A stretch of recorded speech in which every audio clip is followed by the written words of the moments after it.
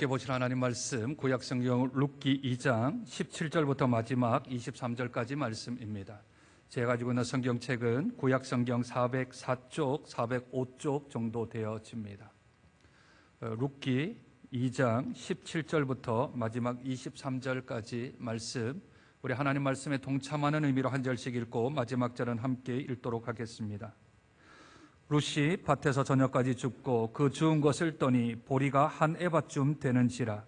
그것을 가지고 성읍에 들어가서 시어머니에게 그 주운 것을 보이고 그가 배불리 먹고 남긴 것을 내어 시어머니에게, 시어머니가 그에게 이르되 오늘 어디서 주웠느냐, 어디서 일을 하였느냐, 너를 돌본 자에게 복이 있기를 원하노라 하니 룻이 누구에서 일했는지를 시어머니에게 알게 하여 이르되 오늘 일하게 한 사람의 이름은 보아스니이다 하는지라. 나오미가 자기 며느리에게 이르되 그가 여호와로부터 복 받기를 원하노라. 그가 살아있는 자와 죽은 자에게 은혜 베풀기를 그치지 아니하도다 하고, 나오미가 또 그에게 이르되 그 사람은 우리와 가까우니 우리 기업을 물을 자 중에 하나이니라. 모압 여인 룻이 이르되 그가 내게 또 이르기를 내 추수를 다 마치기까지 너는 내 소년들에게 가까이 있으라 하더이다 하니, 나오미가 며느리 룻에게 이르되 내 딸아 너는 그의 소녀들과 함께 나가고 다른 밭에서 사람을 만나지 아니하는 것이 좋으니라 하는지라. 함께 읽습니다. 이에 룻이 보아스의 소녀들에게 가까이 있어서 보리 추수와 밀 추수를 마치기까지 이삭을 주우며 그의 시어머니와 함께 거주하니라. 아멘. 룻기의 주제 단어는 인애입니다. 다른 말로 은혜라고도 하지요. 히브리 말로 헤세드라는 말을 씁니다. 헤세드, 아주 중요한 성경의 단어입니다. 인애라는 말과 은혜라는 말이 이제 예수 그리스도의 십자가로 인하여서 완성이 되어질 텐데, 구약에서부터 나오는 단어 이 은혜, 인애, 헤세드는 아주 중요한 단어입니다. 그런데 이 단어가 오늘 2장 안에 4번이나 등장을 합니다. 2절과 10절, 13절, 20절에 걸쳐서 은혜, 은혜, 은혜, 은혜, 헤세드, 헤세드, 헤세드, 헤세드 하며 사람들마다 말 나오는 곳곳마다 은혜라는 말을 사용을 합니다. 그 은혜를 베풀고 은혜를 잊고 또 은혜를 갚고 하는, 서로 간의 은혜를 서로 나누는 은혜 공동체의 한 가정을 봅니다. 한 노사간, 주인과 일꾼들의 모습을 봅니다. 한 친족, 친척 간에 은혜를 베풀고 은혜를 입히고 하는 일들을 우리들은 보게 되어집니다. 그 은혜와 은혜 사이에 무엇이 등장을 했습니까? 우연히와 마침을 통하여서 만남의 축복이 있었지 않습니까?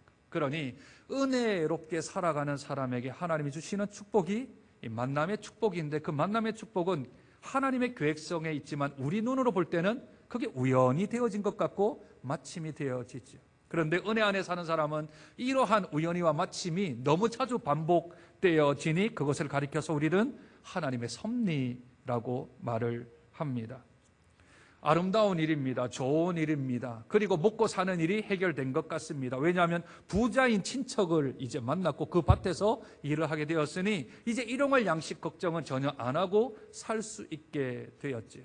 그러나 그것으로 끝나버리기에는 하나님의 계획이 너무 작습니다. 일용할 양식 또는 룻을 그냥 몸으로 육신적으로 보호해주는 일들만으로 하나님께서 세우신 계획이 끝난다면 너무나도 아쉽기 마련이겠지요. 우연의 연속과 마침의 인도하심, 하나님은 하루 먹고 사는 것으로 끝내고 싶어 하지 아니하십니다. 그것보다 조금 더 큰 계획, 그것보다 조금 더 큰 하나님의 섭리가 그 안에 숨겨져 있지. 영의 눈을 뜨고 바라보면 그것이 보일 터인데, 그것을 영의 눈으로 바라보지 못하면 그냥 눈을 감고 있고 그저 일용할 양식 정도에게만 멈출 수밖에 없는 것이 어린 신앙의 특징들이지요. 여기에 나오미가 하나님의 계획을 조금씩 살펴봅니다. 하나님이 이것으로 끝나지 않겠다, 이것은 일반적인 일이 아니다라는 것을 깨닫게 되어집니다. 그 처음 출발점이 보리자루입니다. 보리자루. 지난주에 잠깐 말씀드렸죠. 얼만큼 거뒀나요?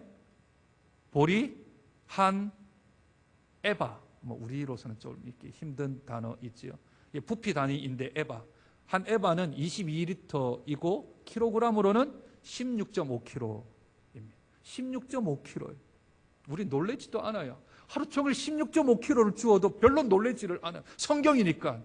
이 여인은 슈퍼우먼이 아니겠는가? 뭐 이렇게 생각을 합니다. 원더우먼, 슈퍼우먼이니까 막 주었지 않았을까? 물론 이 단사이에서 줍다 보니까 많이 좀 주었을 거고, 이란과 고랑에서 주었으면 떨어진 게 막 흙도 묻고 그래서 조금 어려울 텐데 곡식 단사이에서 주었습니다. 16.5kg를 주었습니다. 이것을 보는 나오미는 야, 곡식 많이 주었네, 오늘 수고했네, 애썼네, 그렇게 생각하지 않습니다. 우리 이제 며칠 동안 먹겠구나. 하루에 한 3kg에서 5kg 정도 한 집안 식구가 하루를 먹는다면 우리 한 이제 일주일 동안 먹을 수 있겠네, 괜찮겠네, 우리 둘이니까. 그렇게 생각하지 않습니다. 이것은 평범한 일이 아닙니다. 이거는 일반적인 얘기가 아닙니다. 이건 하나님이 숨겨져 있는 어떤 뜻이 있을 거라고 나오미는 직감합니다. 뭐 보고요? 보리자루 보고요. 보리자루를 보는데 이건 일반적이거나 이것은 평범한 일이 아니다라는 것을 나오미가 직감을 하게 되어집니다. 그래서 묻습니다. 너 오늘 어디 갔었니? 오늘 누구를 만났니? 어느 밭에서 일했니? 하며 오늘 읽었던 19절에 계속하여 질문을 하죠. 오늘 어디서 주웠느냐? 어디서 일을 했느냐? 너를 돌본 자에게 복이 있기를 원하노라. 우리 성경은 이제 너를 돌본 자가 복이 있기를 원한다 했는데 이게 원문에 보면 의문문으로 되어져 있습니다. 너를 돌본 자가 누구냐? 라고 묻는 거죠. 그러니 지금 이 상황은 먹고 마시는 것으로 끝날 문제가 아니고 이것은 지극히 크신 하나님의 섭리가 그 보리자루 뒤에 감추어져 있지 않을까라고 조심스럽게 묻습니다. 보통은 이렇게 묻는 게 아니죠. 야, 수고했다, 애썼다, 오늘 참 많이 애썼네, 그렇게 묻는 것이, 그렇게 하는 것이 일반적이지 않겠습니까? 그러니 이렇게 묻는 이유는 먹고 사는 문제를 조금 더 뛰어넘은 더 큰 하나님의 계획을 발견을 한 것이지요. 이에 대하여 룻이 19절 하반절에 이렇게 대답을 합니다. 룻이 누구에게서 일했는지를 시어머니에게 어떻게 했다고요? 알게 하였다. 시어머니에게 알게 하였다. 이전까지 보아스에 대한 존재를 나오미가 생각을 좀 못하고 있었습니다. 그런 사람이 있다라는 것을 기억지 못했습니다. 룻이 나오미에게 알게 해 주었다 하는 거죠. 몰랐는데 알려준 겁니다. 그래서 오늘 일하게 한 사람의 이름은 보아스입니다. 보아스요. 보리자루 플러스 보아스랍니다. 두 개가 합쳐진 거죠. 그 한마디에 나오미는 야, 이거 뭔가가 있다, 이거 뭔가가 좀 있구나 라고 생각을 한 겁니다. 하나님의 계획은 사소한 보리자루에서부터 시작을 합니다. 일반적이지는 않지만 하나님의 일은 원래 그렇게 하십니다. 하나님은 어떤 큰 천재지변이 일어나거나 아니면 어떤 큰 사건을 통하여 하나님의 계시를 보여주지 않으십니다. 하나님의 시작은 다 사소한 것부터 시작을 합니다. 하나님께서 장자를 사용한 적이 있으신가요? 한번 기억을 한번 해보세요. 하나님이 장자를 사용하신 적이 있나요? 큰아들이요. 제일 맏아들. 맏아들을 하나님이 사용하신 적이 있나요? 성경에 아무리 뒤적거려도 장자를 사용한 경우는 없습니다. 왜 하나님이 장자를 왜 의도적으로 사용하지 않았는가? 장자는 부모 재산의 7할 70%를 받습니다. 그리고 장자는 족보의 제일 위에 올라가게 되어지지요. 그러니 결정권이 장자에게 있습니다. 뿐만 아니라 축복권도 장자에게 있습니다. 장자라 하면, 성경에서 장자라 하면 아주 권세, 권력, 재력을 다 갖춘 사람을 장자라고 성경은 말합니다. 그런데 하나님이 장자를 쓰지 않습니다. 아브라함이 장자인지 아닌지는 조금의 논란이 있습니다. 그런데 그 다음부터 이스마엘이 아닌 이삭이요, 에서가 아닌 야곱이요, 베냐민이 아닌 유다요, 요셉은 저 뒤고, 유다요. 하나님이 장자를 사용한 경우가 거의 없습니다. 모세가 장자입니까? 다윗이 장자입니까? 아닙니다. 다 찾아내지는 말제들입니다.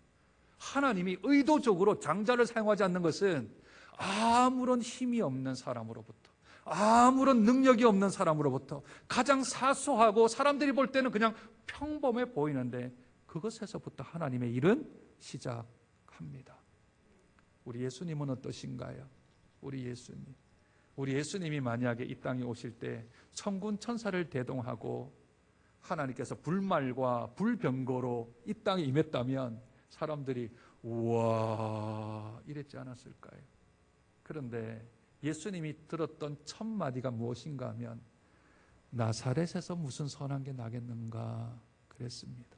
나사렛이요. 달동네에서, 우리나라 말로 말하면 달동네에서, 아니면 뭐 이거지에서, 난민촌에서 무슨 선한 게 나겠느냐라는 뜻이 나사렛에서 무슨 선한 게 나겠느냐라고 그렇게 말을 하는 겁니다. 이사야 53장에 고난장이라고 잘 알지만 이 고난장에 나오는 예수님의 형체, 예수님의 모습, 예수님의 그 생김새를 조금 표현한 구절이 있습니다. 한번 제가 읽어드립니다. 이사야 53장 2절입니다. 연한 순 같고 마른 땅에서 나온 뿌리 같아서 고운 모양도 없고 풍채도 없고 흠모할 만한 아름다운 것이 없다 합니다. 천국 가셔서 예수님 못 알아볼 수 있습니다. 조금 못생겨가지고 체격이 왜소하셔서 아무 볼품 없고 아무 풍채 없고 아무런 사람이 보기에 흠모할 만한 아무것도 없다 합니다. 마치 마른 땅에서 나온 뿌리 같아요. 연한 순 같대요. 그냥 비실비실 거리는 것 같은 그런 느낌이래요. 잘 찾아보세요.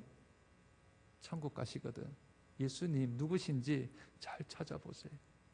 구유에 탄생하신 예수님, 당시 천대받던 목수의 아들로 30년간 목수의 아들로 자라나신 예수님, 3년 동안의 공생의 기간 동안에도 인자가 머리 둘 곳 하나 없는 그런 삶을 사신 우리 예수님, 낮을 대로 낮은 예수님, 아무런 주목받지 못한 예수님, 그 예수님이 하나님의 아들이셨습니다.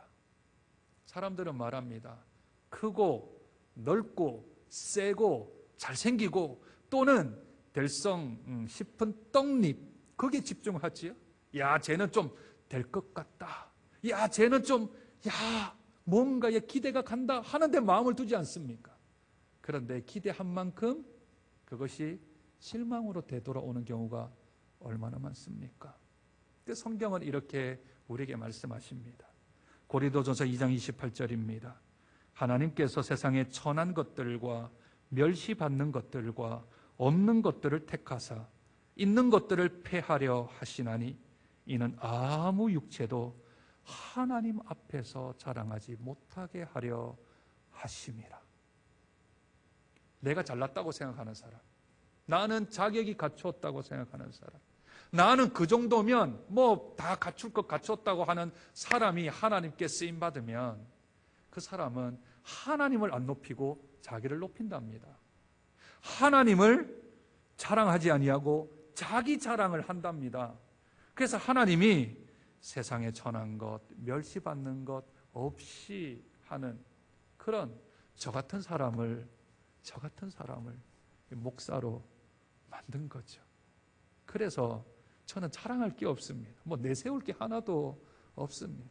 그런데 목사로 삼아 주셨지 않습니까? 그러니 그저 감사할 밖에요. 그저 하나님 앞에 그 은혜가 크고 감사해서 그저 할 수 있는 것은 어떻게 하면 하나님 위하여 살아갈 수 있을까라고 생각하는 것밖에는 없습니다. 하나님이 하시는 방법이 이렇습니다. 하나님이 하는 원리가 이렇습니다. 사소한 것부터 시작을 합니다. 귀중하고 눈에 띄는 것부터 시작한 게 아니라 아주 사소한 것부터 시작해서 그 보리자루 하나로부터 시작을 합니다. 나오미가 그 보리자루 한 에바 또 16.5kg짜리 그 보리자루를 보고 하나님이 무슨 일을 하실 건가 하는 기대를 가졌던 것. 우리도 또 그렇게 사소한 것을 통하여 하나님이 하실 기대를 볼 때 좀 이것은 판별을 좀 해야 합니다. 믿음의 기대인지 아니면 망상의 기대인지. 보리자루 가지고서 너무 크게 나가면 안 되지 않습니까? 그때 우리에게 판별해 주는 것이 있는데 그것은 곧 하나님의 말씀입니다. 하나님 말씀에 부합하면 믿음의 기대이고요. 하나님 말씀하고 전혀 상관이 없으면 망상의 기대입니다. 나오미는 그것을 알고 이렇게 대화를 이어갑니다. 20절 보시지요. 나오미가 자기 며느리에게 이르되 그가 여호와로부터 복받기를 원하노라. 그가 살아있는 자와 죽은 자에게 은혜 베풀기를 그치지 아니하도다. 성경을 의심하고 읽으면 안 되지만 의문은 가지고 읽어야 합니다. 여러분에게 한번 질문해 볼까요? 살아있는 자에게 지금 은혜를 베풀고 있나요? 보아스가 베풀고 있죠. 그럼 죽은 자에게는 어떤 은혜를 베풀고 있죠? 죽은 자라 함은 나오미의 남편 엘리멜렉, 그리고 그의 아들 기럯과 말론. 죽은 자들에게 무슨 은혜를 지금 베풀고 있습니까? 없지 않습니까? 은혜가. 죽은 자들에게 은혜를 베푸는 것은 없지요.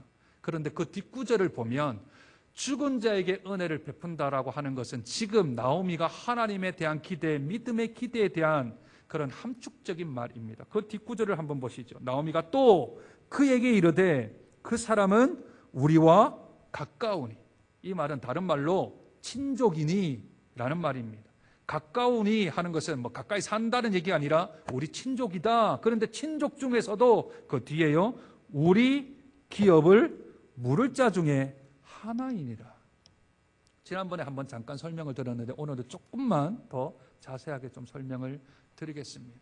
기업 물을 자라고 하는 말은 이스라엘 사람들만 아는 말입니다. 이것은 다른 나라, 다른 민족에게는 없는 단어입니다. 왜냐하면 이것은 율법에서 나온 것이기 때문에 다른 나라에는 존재할 수가 없지요. 이것을 기업 물을 자를 고엘이라고 히브리어 말로 합니다. 고엘. 하나님을 대신한다라는 뜻입니다. 이 말은 내가 보상해준다, 내가 회복해준다, 내가 다시 그 사람을 구속해준다라는 뜻이 고엘이라는 뜻인데, 이 고엘은 율법적으로 보면 4가지 정도로 나눌 수가 있습니다. 그 첫 번째는 레위기 25장 47절로 55절에 가난한 형제가 빚을 져가지고 종으로 팔려가는 경우가 있게 되어집니다. 그러면 가까운 기업 물을 자 친족이 그 빚을 갚아주면 그 형제, 가난한 형제가 종에서부터 노임을 받겠지요. 이렇게 할 때 고엘 제도를 하는구나 라고 이야기를 하는 겁니다. 두 번째는요, 레위기 25장 23절부터 28절에 가난한 형제가 토지를 팔았을 경우 그 값을 치러줌으로 땅을 되찾아주는 것, 이것도 고엘입니다. 땅을 되찾아주는, 아까는 이제 종에서 사람을 다시 회복시켜주는 것도 고엘이요, 땅을 다시 회복시켜주는 것도 고엘입니다. 세 번째는 레위기 24장, 출애굽기 21장, 민수기 35장에 한 번쯤은 들어보셨을 것입니다. 동해복수법. 눈에는 눈, 이에는 이. 이게 복수에 대한 정당성을 말하는 게 아니라 복수를 못하도록 하는 법입니다.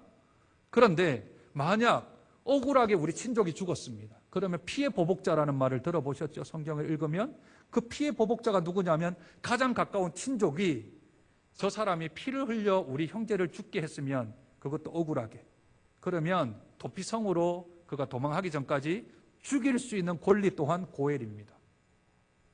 마지막 4번째 고엘은 신명기 25장 5절로 6절인데요.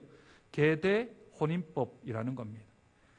아들 없이 죽어 대를 잇지 못하는 그러한 미망인에게 아들을 대신하여 낳아주는 것, 이것까지 고엘입니다. 고엘이 한 4가지 정도가 되어지는데 룻기에서는 제가 말했던 2번째와 4번째에 대한 해당 사항입니다. 토지를 팔았는데 다시 되돌려주는 것, 아들 없이, 후사가 없이 아들이 남편이 죽었는데 그 대신 아들을 대신 낳아주는 고엘 제도. 고엘이 하나만 있는 게 아니라 율법에 따라서 여러 가지가 있습니다. 나오미가 보리자루를 생각합니다. 그리고 보아스라는 말을 듣습니다. 그러면 이걸 어디에다가 넣어봐야 된다고요? 믿음의 기대가 되려면 어디에다 넣어봐야 돼요? 하나님의 말씀과 연결을 시켜야 된다 그랬잖아요. 보아스는 기업 물을 자인데, 보아스는 우리에게 가장 가까운 친족인데, 야, 이거 하나님의 뜻인가? 어떻게 룻이 베들레헴 지역의 길도 잘 모르는데 하필이면 보아스에 갔고, 근데 보아스가 그냥 보내지 아니하고 한 에바쯤 챙겨서 보냈다면, 근데 그가 기업 물을 자라면 율법과 합쳐지는 것 아닌가? 보리자루, 보아스, 그리고 기업 물을 자, 이 세 가지가 함께 공존하니 나오미는 믿음의 기대를 가지게 된 겁니다.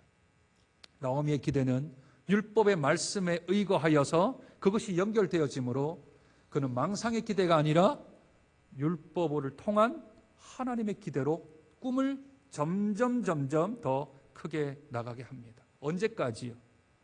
룻이 이렇게 말합니다. 보아스가 나에게 말하되 이 밀과 보리 추수를 끝날 때까지는 내 밭을 떠나지 마라, 그렇게 얘기합니다. 보아스를 떠나버리면 기업 물을 자가 없어지잖아요. 그러니 그 말을 듣고 나오미는 아마도 하나님께서 추수가 끝마치기 전까지 무슨 일을 하시겠구나, 그렇게 생각을 한 겁니다. 섣불리 행동하지는 않습니다. 이것이 또 자기 욕심일 수도 있고요. 또 뒤에 우리 3장 4장에 가면 기업 물을 자 중에 보아스보다 더 가까운 친족이 또 한 명 더 있습니다.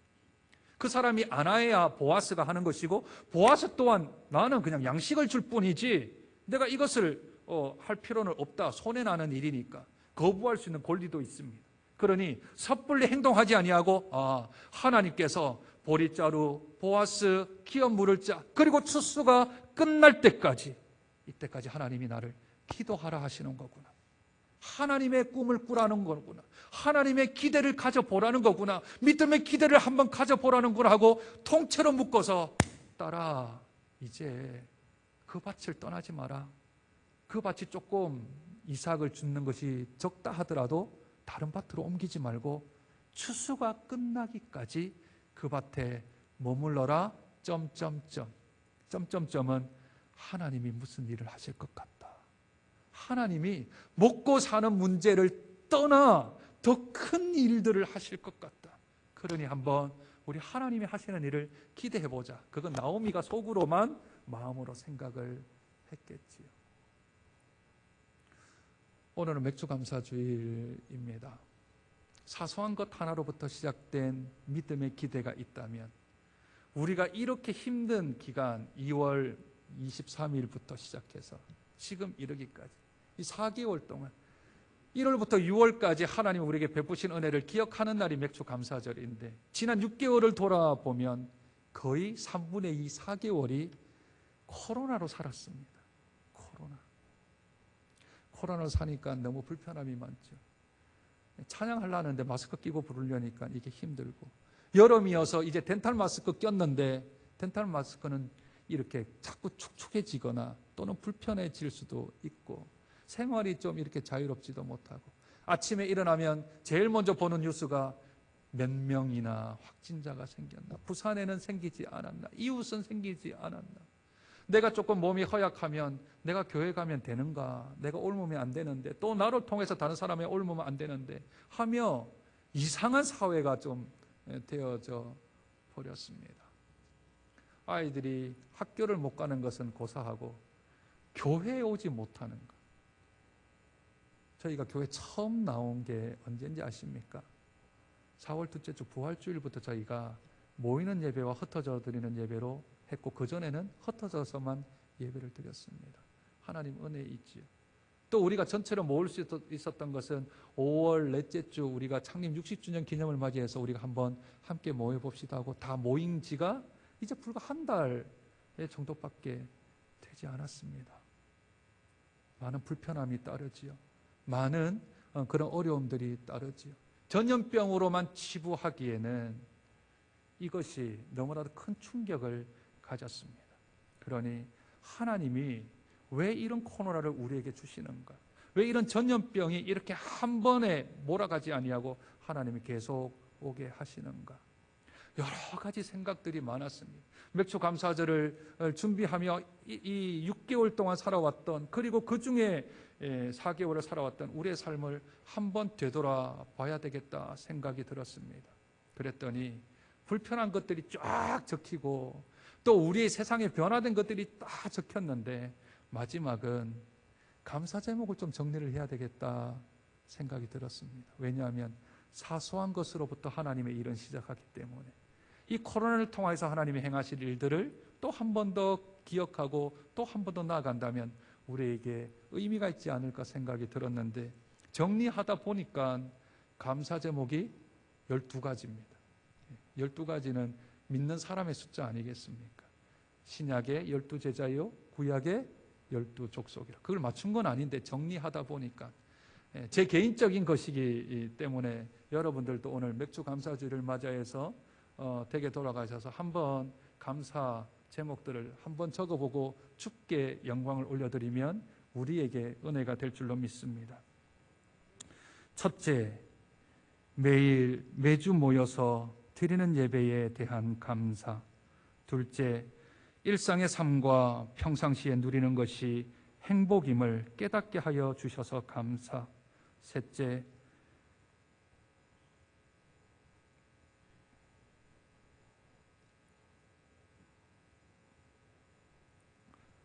교회의 소중함과 성도의 귀함을 다시금 일깨워주심에 감사.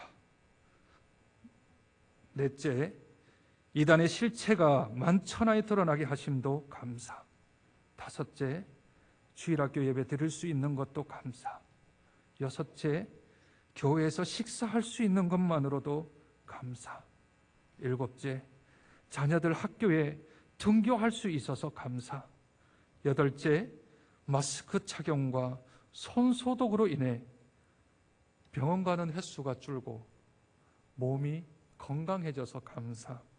아홉째, 가족들과 많은 시간을 함께 있어 더 알아가고 더 살펴가는 시간을 주심에 감사. 열 번째, 가정의 예배 교육과 영성 훈련의 절실함을 인식해줘서 감사. 열한째, 자연 생태계의 오염 수치가 감소되어서 환경이 다시 살아날 수 있게 되어서 감사. 12번째, 인간의 연약함과 부족함과 무능력을 철저히 깨닫게 하심에 감사. 저에게는 12가지의 귀한 하나님의 감사의 기도 제목들이 있었습니다. 불편하지만 도려보면 그 또한 감사거리로 바뀔 수가 있겠지요. 하나님이 이 코로나 사태를 종식시켜 주실 것입니다. 끝을 하나님이 내어 주실 것입니다. 다만 우리들이 이 코로나 사태에서 믿음의 사람으로 하나님이 이것을 왜 계속 허용하시는가, 자기를 돌아보고 우리 가정을 다시 한 번 더 돌아보고 우리 교회의 영적 건강 상태는 어떤지 다시 한 번 더 돌아보며 한국 교회와 한국의 귀한 앞으로의 앞날에 대하여서 하나님이 주시는 귀한 메시지를 듣는 시간이 되어진다면 이 코로나가 보리자루와 또한 보아스와 기업 물을 자 그리고 추수 마칠 때까지, 코로나가 마칠 때까지 하나님께서 우리에게 주시는 귀한 음성을 듣는다면 그 또한 우리에게 양약이 되어질 줄로 믿습니다. 지난 6개월 동안 어렵고 힘든 시간 잘 버텨오셨습니다. 잘 이겨내셨습니다. 이렇게 견디면 됩니다. 믿음으로 더욱더 잘 견뎠을 뿐만 아니라 하나님이 주신 이 상반기 6개월 동안 주신 은혜를, 감사를 다시 한 번 더 힘입어 앞으로 7월부터 12월까지 남겨져 있는 삶을 살아갈 때에 더욱 감사거리가 우리의 삶 가운데 더 넘쳐나는 우리 복된 성도님들 그리고 우리 장전 교회의 모든 가족들 되시기를 주님의 이름으로 축복드립니다. 하나님 아버지 은혜와 사랑을 감사합니다. 하나님께서 사소한 것부터 시작하셔서 말씀에 의거하여 우리들에게 기대를 갖게 하시고 믿음의 꿈을 갖게 하실 뿐만 아니라 지난 6개월 중 4개월 동안 우리를 코로나 시대를 살아갈 때에 영적으로, 심적으로, 육적으로 어렵고 힘든 나날들을 보냈지만 그 속에서도 믿음의 기대를 가지게 하신 은혜를 감사합니다. 하나님이 때마다 시마다 도와주셔서 우리가 이제까지 살아올 수 있었습니다. 주님의 은혜가 있었습니다. 하나님, 맥주 감사 주일을 통하여 지난 6개월들을 다시 한 번 더 되돌아보며 우리에게 베푸신 그 하나님의 사랑, 그 은혜를 다시 한 번 더 주 앞에 영광을 올리게 도와주시고, 또한 하나님이 주시는 귀한 메시지들을 우리들이 잘 깨달아 알아 하나님의 말씀에 의거하여 우리의 삶을 다시 재정돈하며 정립하며 남겨진 6개월 동안도 믿음으로 살아내드리는 복된 우리 장전의 식구들이 되어질 수 있도록 은혜 도하여 주시옵소서. 주님이 계시기에 우리는 평안합니다. 주님이 계시기에 우리들은 안전합니다. 주님이 우리와 함께 하시니 우리들은 주님을 의지할 수 있습니다. 오직 믿음으로 세상을 이겨나가는 복된 저들 되게 도와주심으로 하나님께는 영광이요, 우리에게는 세상이 주지도 빼앗지도 가질 수도 없는 여호와 샬롬의 복이 우리에게 임하는 복된 하반기도 되어질 수 있도록 은혜 도하여 주옵소서. 존귀하신 예수님 이름으로 기도드립니다.